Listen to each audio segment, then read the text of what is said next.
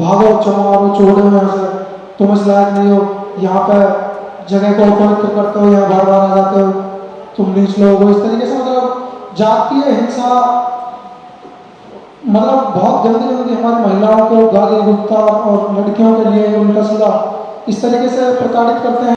उन लोगों ने जो केस किया है हमारे ऊपर, वो हमारी एफआईआर दर्ज होने के हमारी 11:54 पर एफआईआर रजिस्टर्ड हुई है और उनकी तरफ से पुलिस ने जबरदस्ती हमारे खिलाफ एक एफआईआर दर्ज कराई है रात को 11:56 पर, जिसका एफआईआर नंबर 524/2021 है। अपने लोग लड़कों से बार बार कह रहा है कि मतलब जाति सूचक शब्दों के साथ में मतलब कि इनको मारो भगाओ ऐसे इस तरीके से, और वो कह रहा है कि मैं वहाँ पे था ही नहीं तो मुझे मतलब रियायत दी। उनके वकील ने उसको मतलब रियायत ये दिला दी कि जमानत के तौर पर एक तरीके से वो अब बाहर खुला घूम रहा है।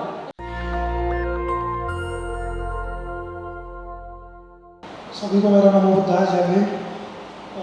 नेशनल ट्रिब्यूनल के इस मंच पर जूरी मेंबर्स का बहुत बहुत शुक्रिया करना चाहता हूँ, हमें अपनी बात रखने का इस मंच पर आपने मौका दिया। मैं प्रवीण कुमार बहुत तुगलकाबाद गांव से। तुगलकाबाद गांव दिल्ली के भारत की राजधानी है दिल्ली, और दिल्ली के अंदर इतना जातिवाद हम लोगों के साथ में आज भी हो रहा है। देश को आज़ाद हुए 70 साल हो गए हैं। जातीय हिंसा हमारे साथ में एक बार नहीं कई बार दोहराई गई है दिल्ली में होते हुए।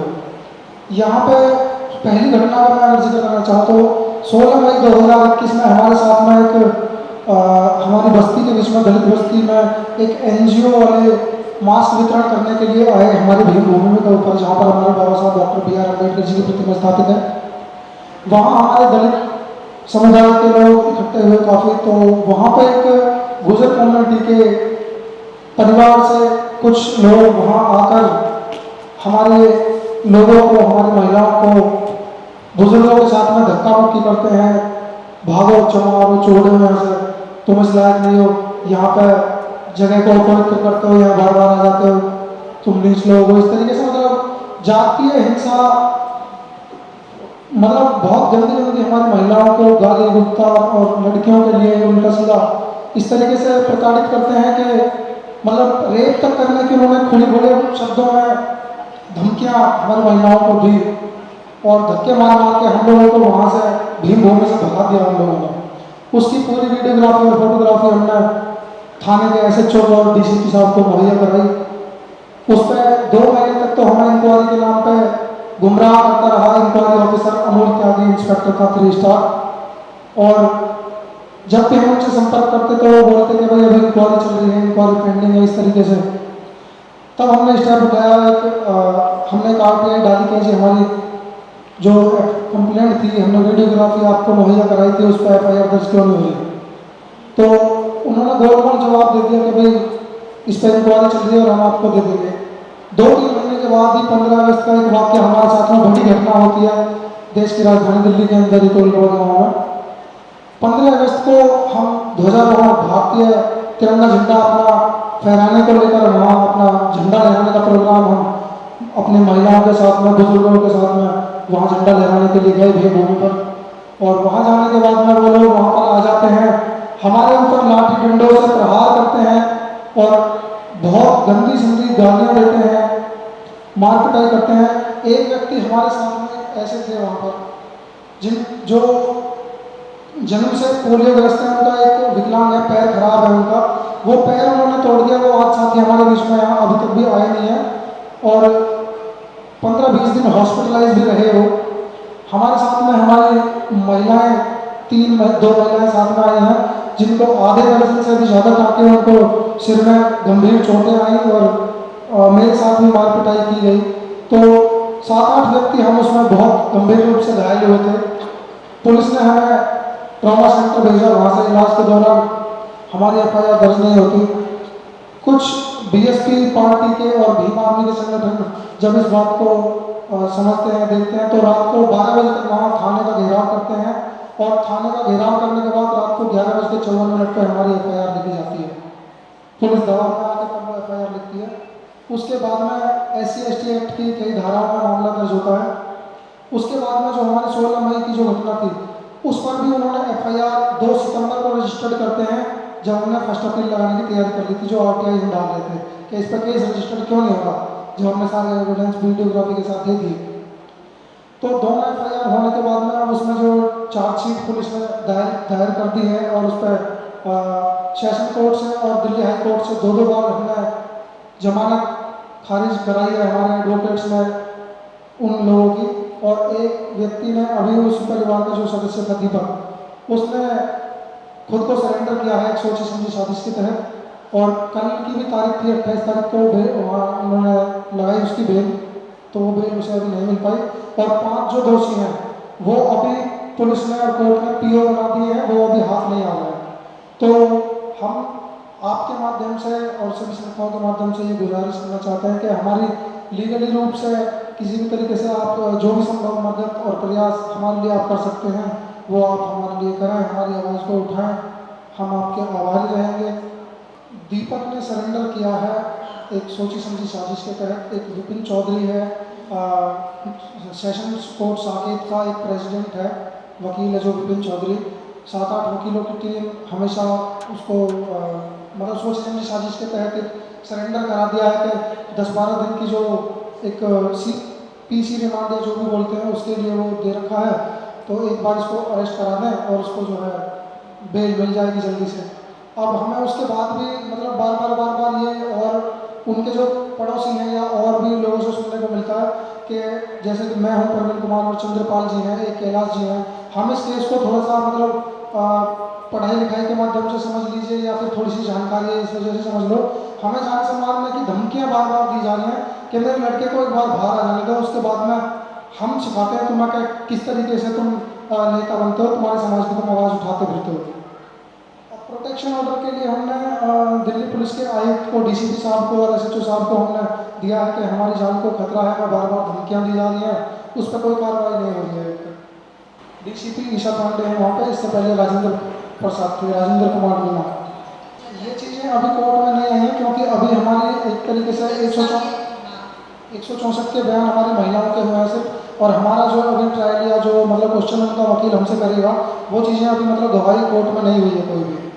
मैम सबसे ज़्यादा डर का माहौल तो हमारे समाज के बीच में, मोहल्ले के बीच में हम 4-5 लोग जो हैं, हमें सबसे ज़्यादा डर तो इस बात का है कि हमारा जो मेन रास्ता है आने जाने का, हम कहीं भी जाते हैं, अपने जॉब के लिए निकलते हैं, शाम को लेट सवेर आते हैं, जंगल का सुनसान एरिया है वो, और वो उनकी आबादी उस तरफ में जो है ज़्यादा है, और वहाँ वो बाइक लेके हमेशा कोई ना कोई लोग बाग उनके खड़े रहते हैं नशे वशे में, दारू वारू के चक्कर में।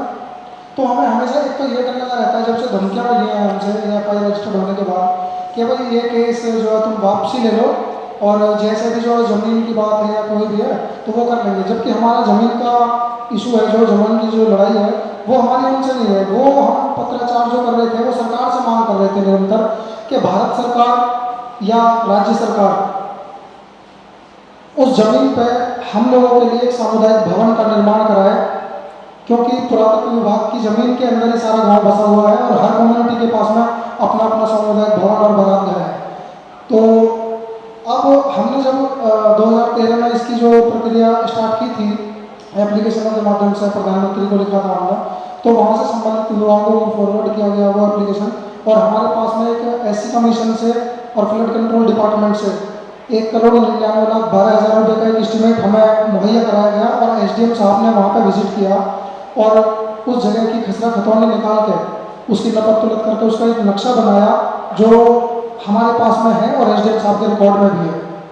जब उसकी बरातघर की कम्युनिटी सेंटर बनाने की सरकार की मुहिम जब वहाँ चली थी उस जगह पर, तो जिस परिवार की अभी हम बात कर रहे हैं जो हमें आके जातीय हिंसा हमारे ऊपर करता है और गाली गलौज करके मतलब महिलाओं के साथ में बहुत गंदे गंदे वर्ड यूज़ करता है, मारता है, पीटता है, तो वो बार बार ये कहते हैं कि भाई तुम्हारे यहाँ बरातघर हम किसी भी हालत में बनने नहीं देंगे, जबकि हमारी ना तो वो जगह है, हालांकि हमारे बड़े बूढ़े जो अपने सामुदायिक जो कार्य हुआ करते थे, पैतृक काम जो हुआ करते थे, हम जाटा में जैसे कम्युनिटी से, तो हमारे बुजुर्ग वहाँ पे अपना पैतृक काम कमाने खाने का काम करते थे। वहाँ पे कमाने खाने का काम ये था कि मरे हुए मवेशियों की जो चमड़ी वगैरह निकाल के जो भी अपना वो करते थे गुजर बसर, वो उस जगह पर करते थे। और समय समय पे हमारे सामुदायिक जो ब्याह सगाई के छोटे मोटे फंक्शन जो हुआ करते थे वो हमारे मोहल्ले की ज़मीन जो है बीचों बीच में है, तो उसी जगह पे हमारे सारे काम शुरू से होते आ रहे हैं।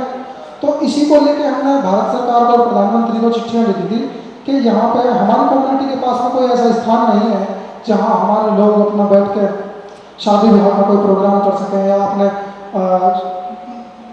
महापुरुषों की कोई जयंती या कोई बड़ा पर्व इकट्ठे होकर एक साथ वहाँ मना सकें। तो ये जो लड़ाई है हमारी, ये तो हम सरकार से कर रहे हैं, ना कि उस परिवार से। वो परिवार जातीय हिंसा हमारे साथ करता है तब हमें दुख होता है इस बात का। जी, उसका नक्शा जो एसडीएम साहब ने पटवारी की रिपोर्ट के अनुसार पटवारी ने बना के दिया था, वो हमारे पास उसकी दुरुस्त कॉपी है। जी, वही हो रहा है मैडम।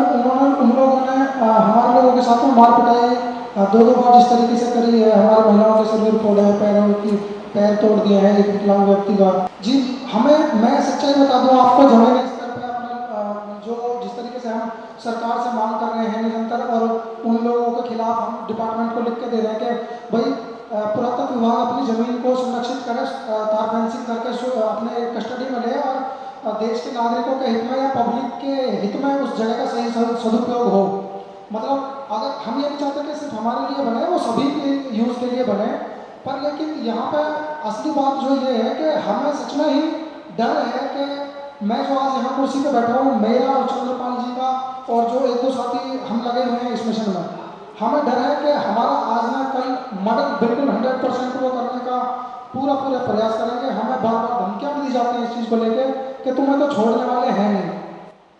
इसके लिए भी मैं आपको अभी से प्रावधान दे रही हूँ कि जो चीज़ें आपके साथ हो रही है आप पूरी तरह से उसको लिखित में पुलिस थाने में दीजिए, उसकी रिसीविंग लीजिए।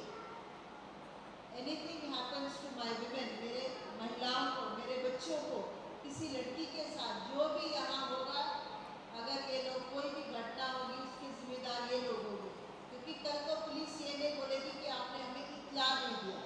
हमने पुलिस को सूचना दे रखी है इस बारे में कि लिखित में हाँ, लिखित में आपको करना है, मुंह से नहीं, ओरली कुछ नहीं, रिटन, सब चीज़ रिटन में लिख के डायरी करवा के आपको अपने पास वो रखना है, क्योंकि इससे आप उनको जवाबदारी बना रहे, अकाउंटेबल बना रहे, और फिर वही चीज़ आप कोर्ट में भी दो। बाकायदा आपका वकील जज को बताया हमारे ऊपर कुछ और जब होने ये जो चीज़ें सिर्फ लैंड डिस्प्यूट नहीं होके बहुत सारे महिलाओं के ऊपर रेप हो सकते हैं, उसकी तो बार बार हमने 16 मई को तो खुला चैलेंज किया है। आपका जो वकील है वो सरकारी है प्राइवेट? मैडम, हम घर से थोड़ा पैसा इकट्ठा करके पूरी बस्ती से और तब वकील की फीस दे रहे हैं। प्राइवेट वकील हायर कर रखा है हम लोगों ने, और बहुत दिक्कतें हमें मतलब आ रही हैं उस तरीके से, क्योंकि दिल्ली हाई कोर्ट में अभी एक डेट पड़ी थी, तो उसमें जो मेन व्यक्ति है वो हमारा वकील समय पर नहीं पहुंच पाया, इस वजह से दिल्ली हाई कोर्ट ने उसको रियायत दे दी और वो अब खुला घूम रहा है बाहर, और 5 लोग भगोड़े हैं, पुलिस ने पीओ बना रखे हैं। तो जो मैडम बोल रही थी ना, एक तो दिल्ली कमीशन जो विमेन है उसको आपको आयोग को लिखना होगा, दिल्ली कमीशन का विमेन आपके विमेन्स के लिए भी और उनके परिवारों के लिए भी। आप समझ रहे हैं ना, जैसे महिलाओं के ऊपर भी जो थ्रेट है वो महिलाओं के नाम से अर्जी जाएगी, दिल्ली कमीशन जो है विमेन का वहाँ पर भी जाएगी, नेशनल कमीशन का विमेन भी जाएगी, और अपने प्रोटेक्शन के लिए रिक्वेस्ट भी डाली जाएगी। उसी का जो जहाँ पे भी आपको जितनी जगह में भी देना है वो देंगे। आपने SC/ST वेलफेयर मिनिस्टर को कॉन्टैक्ट किया है दिल्ली का? ये जो राजेंद्र पाल गौतम जी हैं वो जी, उनको हमने वो मौके पर आए भी थे जब हमारे साथ में बड़ी घटना हुई। सोशल मीडिया के माध्यम से ये केस बहुत उछला भी था, मुझे लग रहा है शायद कुछ लोगों को जानकारी भी होगी इस बारे में। राजेंद्र पाल गौतम जी आए भी थे, उन्होंने हमें आश्वासन दिया था कि इसमें जो भी संभव मदद होगी वो करेंगे, अपने विभागों को, अपने सरकार के द्वारा जो भी हेल्प होगी, और SC कमीशन को और SDM को भी हमने कंपनसेशन के लिए जो महिलाओं के और बुजुर्ग और साथियों को जो गंभीर चोटें आई थी उनके कंपनसेशन के लिए भी, तो उसमें भी अभी तक कोई हेल्प किसी भी तरीके की कोई राहत इन लोगों को नहीं दी गई है। राजेंद्र पाल गौतम जी से तो अभी हम 10-12 दिन पहले भी मिले हैं, और उससे पहले भी 2-3 बार मिल चुके हैं। जी, 15/8/2021 को रात को 11:54 पर FIR दर्ज हुई है। और कमाल की बात मैम इसमें एक ही, उन लोगों ने जो केस किया है हमारे ऊपर, वो हमारी FIR दर्ज होने के हमारी 11:54 पर FIR रजिस्टर्ड हुई है, और उनकी तरफ से पुलिस ने ज़बरदस्ती हमारे खिलाफ एक FIR दर्ज कराई है रात को 11:56 पर, जिसका FIR नंबर 524/2021 है। ये आपका एक स्ट्रॉन्ग पॉइंट है। आपका जो समय है ना, जी आपकी कंप्लेंट का ये स्ट्रॉन्ग पॉइंट है। आप जी जहाँ कहीं पे भी लिखें, ये ज़रूर बात लिखें कि पहली कंप्लेंट हमारी तरफ से हुई, हमारे ऊपर अटैक हुआ, हमने थाने में जाके अर्जी दिया और उसके बाद सुबह जाके उन्होंने काउंटर डाला है। तो ये आपका एक स्ट्रॉन्ग पॉइंट है। आप जो समय जो बता रहे हैं ना, उसको हमेशा आप याद रखें।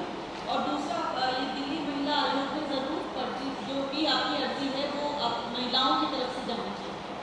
ठीक है अगर मैडम। 10 घर भी है तो 10 घर से अलग अलग जाएगी, ठीक एक है। नहीं जाएगी। कम्युनिटी का तरफ से एक अर्जी नहीं जाएगी, 10 अब अर्जियाँ जाएगी। 10 महिलाओं की तरफ से अलग अलग शिकायतें हम जितना भी घर है, जी जितने भी घर को है अटैक होने का जो संभावना है, जो भी डरने हैं, उन सब घरों की तरफ से जाएगी। जी चाहे वो 10 है, 15 है, 5 है, 20 है, जितना भी घर है। जी महिलाएं तो है ना घर हाँ जी, में, है ना, उनके ऊपर भी महिलाएं है। हमारे साथ भी आई हैं, उनके भी सर फटे थे, बैठी हैं हमारे साथ में 2 महिलाएं और तो वो सब कागज लगा के आप दिल्ली महिला आयोग को भी दें, उसकी प्रति ही इधर राजेंद्र पाल गवर्नर के यहाँ पर भी दें और उसी का इंसिडेंट में भी डालें। ठीक है मैडम। दिल्ली का मामला है तो ये 3-4 जगह आपको जरूर डालना है। ठीक है ह्यूमन मैडम। राइट्स वाला में भी जैसे मैम आप बता रहे थे, तो वहाँ पे भी जाए। क्या जो विमेन कमीशन है उसके साथ मैं जोड़ना चाहूँगी।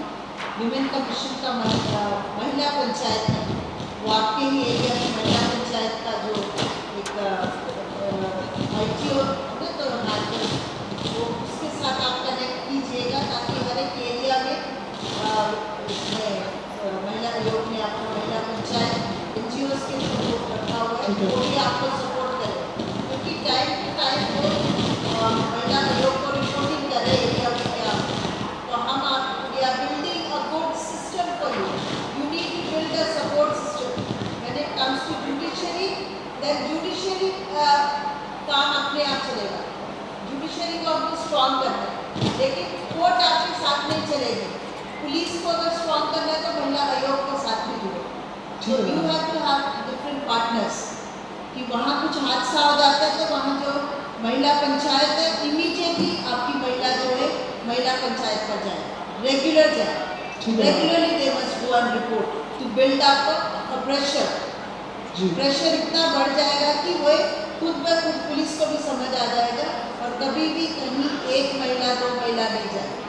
नेवर वो हमेशा 20-25 इकट्ठे होके जाए मिलके, 20-25-30 महिला इकट्ठी होके जाए और पुरुष इस मामले में पीछे रहे।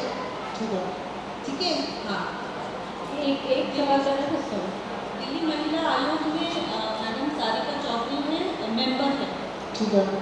सारिका चौधरी मेंबर है, वो दलित केसेस देखती हैं एट्रोसिटी वाला और महिलाओं। आप उनसे जाके मिले और अपनी अर्जी देखें। जी मैम, उनका हमें अगर आपके माध्यम से कोई टेलीफोन नंबर या एड्रेस वगैरह अगर प्रोवाइड हो जाए तो बहुत बहुत मेहरबानी होगी। आपने अभी बोला कि आपका वकील किस हियरिंग में नहीं आ पाए थे और जज ने ऑर्डर दे दिया था। दिल्ली हाई कोर्ट में वो FIR क्वेश कराने के लिए उन लोगों ने अर्जी लगाई थी, तो उसमें उनको इस बिहाफ पे हमारा वकील पहुंच नहीं पाया समय पर। कुछ तो वो क्वॉश हो गया, वो वाला उनका FIR नहीं, क्वेश तो नहीं हुई है, बट वो ये कह रहे हैं कि भाई ये वीडियोग्राफी में और उसमें कहीं पर मतलब है नहीं, जबकि हमारे लोगों ने बिल्कुल मतलब जो मौके पर थे उस दिन व्यक्ति, उन्होंने पुलिस को सब चीज़ बताया है और 164 के बयान में भी कहा है कि अपने लोग लड़कों से बार बार कह रहा है कि मतलब जाति सूचक शब्दों के साथ में मतलब कि इनको मारो भगाओ यहाँ से इस तरीके से।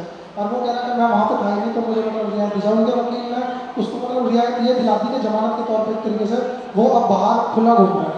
मतलब एक कानूनी बात यह है कि ट्रस्टीज एक्ट के अंदर कोई भी प्रोसीडिंग आपके बिना नहीं हो सकती। लॉयर ऑफ द आप तो अगर बेल हियरिंग हो या कोई भी हियरिंग हो तो आप ये ध्यान में रखिएगा कि आगे जाके अगर आपका वकील ना हो जी तो फिर वो एडजस्टमेंट होनी चाहिए, तो आपके बिना नहीं हो सकती। जी और जब इनकी बेल हो रही है तो कहीं भी ऐसे शायद ये भी we have to see to that कि कभी भी ऐसे केस में वकील एब्सेंट नहीं रहे। That is where in the judiciary में वकालत उस दिन कोर्ट में ऑपोजिट काउंसिल उसका फायदा उठा लेते हैं और आपका केस वीक हो जाएगा। एक हियरिंग भी अगर छूट गई, even one hearing if you miss, आपका केस पूरा साल का मेहनत बेकार हो जाएगा। So that's follow up is very important. No way the advocates must miss because the seriousness of the case. हमारे वकीलों को तो हमारे वकील साहब ने तो बताया था कि मतलब वकील साहब के ऊपर भी थोड़ा सा प्रेशर बनाने का जो गुर्जर कम्युनिटी के वकील थे वो सेशन कोर्ट में उनके ऊपर भी दबाव बनाया जा रहा था कि तो किसी भी तरीके से हमारा वकील इस केस को जो है मतलब सरेंडर कर दे या मतलब साइड हो जाए यहाँ से। Under sessions as well as in High Court, both need a coordination of the advocates और महिला के साथ में एक बार with the client के साथ बैठना, up to date information of the field and then upgrading the court and that's very important क्योंकि there are some missing gaps are there which is benefiting the opposite party और वो तो पहले से strong है, मनी पार्टी है और ये कास्ट का लड़ाई है इसलिए। नेशनल दस्तक की आपसे गुजारिश है कि अगर इसको बचाना चाहते हैं तो नेशनल दस्तक को सब्सक्राइब करने के लिए रेड कलर के सब्सक्राइब बटन को दबाएं, फिर बेल आइकन की घंटी दबाएं। नेशनल दस्तक को बचाने के लिए बहुत ज़रूरी है कि हर खबर को शेयर करें, लाइक करें, कमेंट जरूर करें।